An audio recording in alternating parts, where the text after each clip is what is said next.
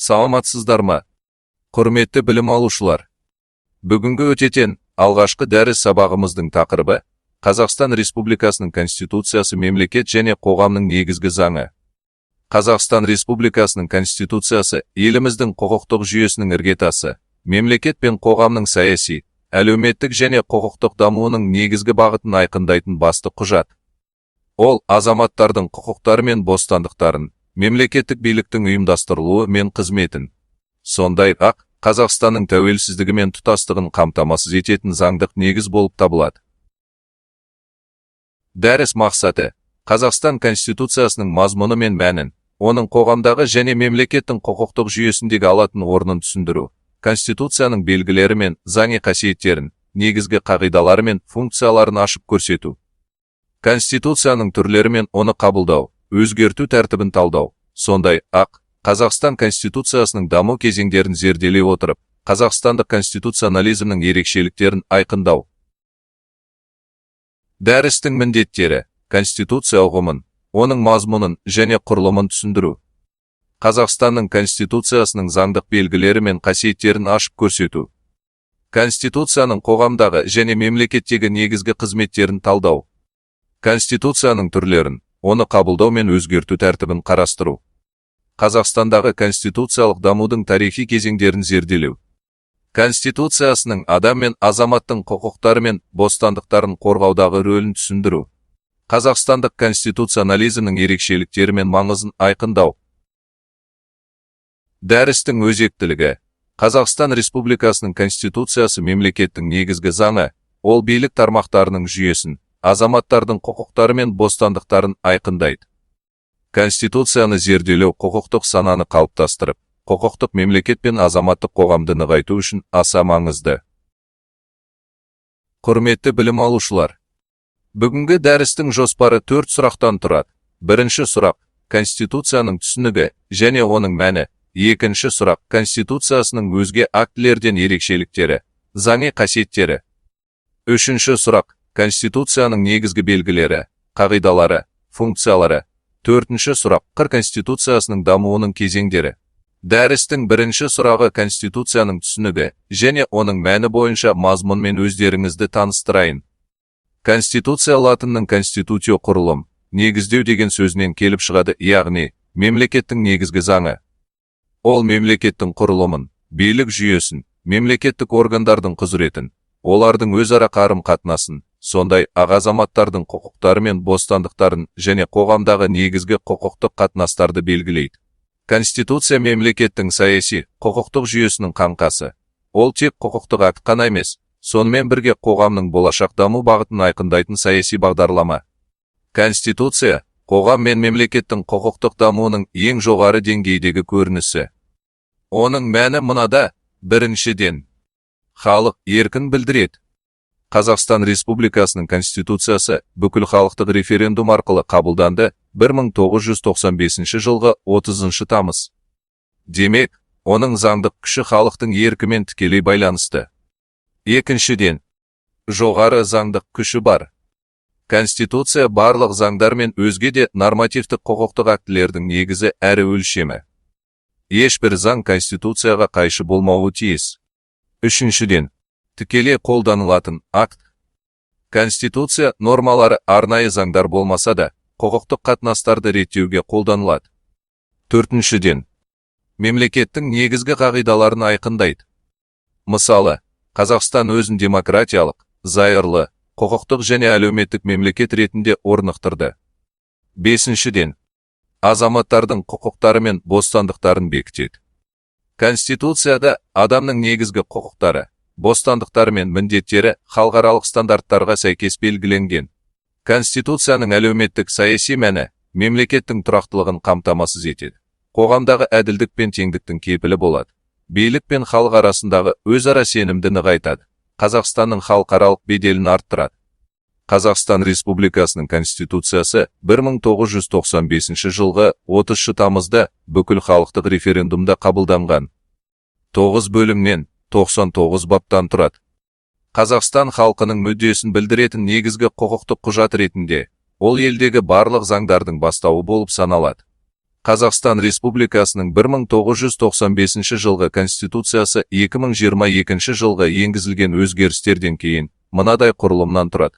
Кіріспе преамбула, Конституцияның мақсаты мен міндеттері баяндалады. Бірінші бөлім. Жалпы ережелер 1 мен 9 баптар. Екінші бөлім. Адам және азамат 10 мен 39 баптар. Үшінші бөлім. Президент 40 пен 48 баптар аралығы. 4 бөлім. Парламент 49 және 63 баптар. 5 бөлім.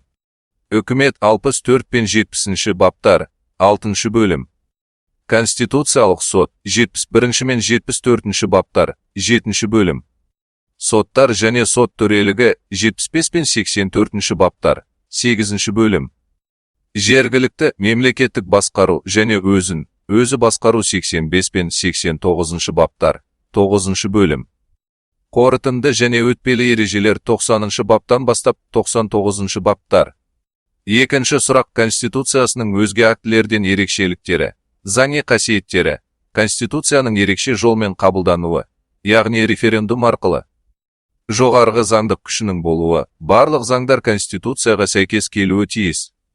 Тікелей қолданылуы, оның нормалары нақты заңдар болмаса да қолданылады. Ерекше қорғалуы, оны қорғау міндеті президентке, Конституциялық сотқа жүктелген. Құрылтайшылық сипатқа ие, яғни құқықтық актілердің түрлерін айқындайды. Үшінші сұрақ Конституцияның негізгі белгілері, қағидалары, функциялары белгілері, жоғары заңдық күші, жалпыға міндеттілігі, тұрақтылығы, қоғамдағы негізгі қатынастарды реттеуі. Қағидалары, адам құқықтарының танылуы мен қорғалуы, билік бөлінісі, егемендік, заң үстемдігі, халықаралық құқықты мойындау. Конституцияның түрлері мынандай болып бөлінеді.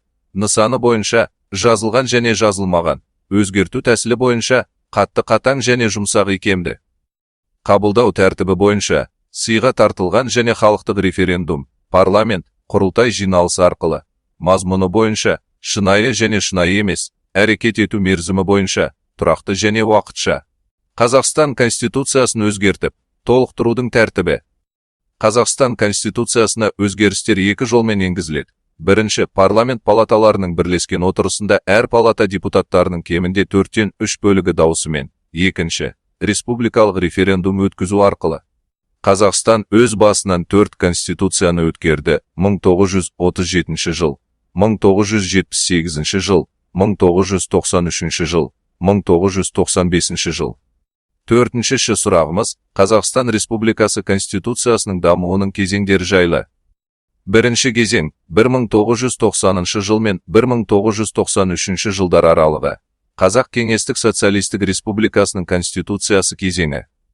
Бұл жылдар аралығында 1978 жылы қабылданған Қазақ Кеңестік Социалистік Республикасының Конституциясының ережелері қолданылған болатын.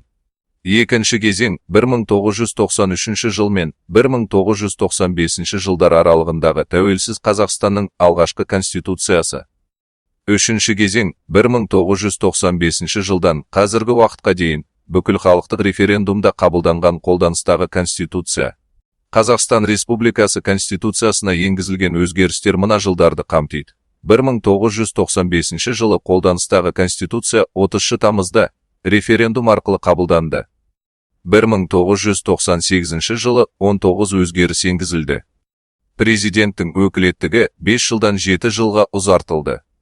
Парламенттің құрамы мен өкілеттігі өзгерді. Мәжіліс депутаттарының саны артты.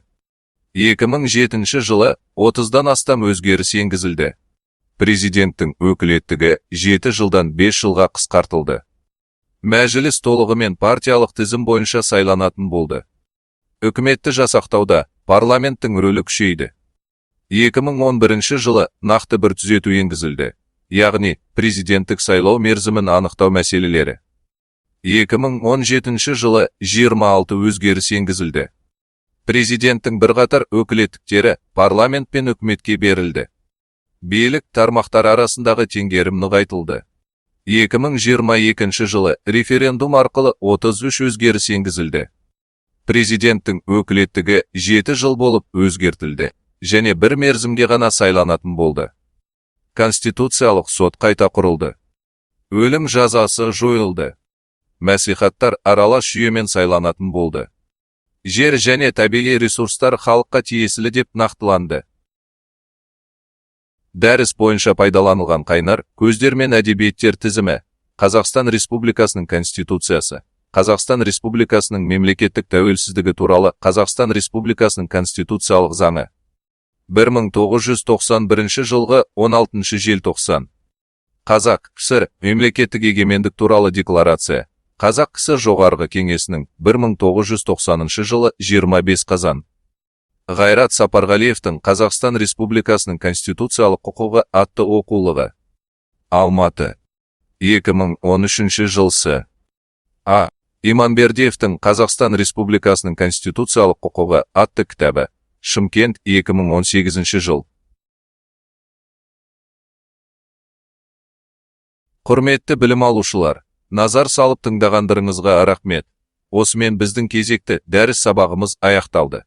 Егер сұрақтарыңыз болатын болса, мен жауап беруге дайынмын. Сіздің сұрағыңыз